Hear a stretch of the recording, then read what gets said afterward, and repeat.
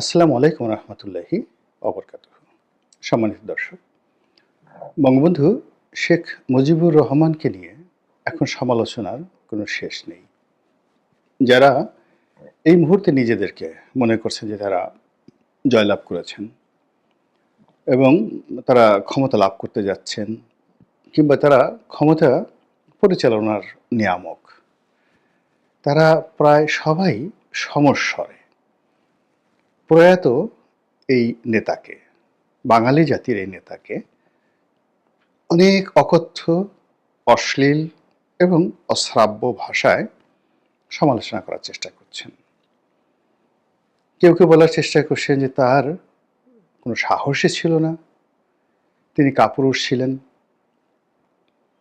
অনেকে বলার চেষ্টা করছেন যে 1971 সনে তার কোনো ভূমিকাই ছিল না, তিনি মুক্তিযুদ্ধ চাননি।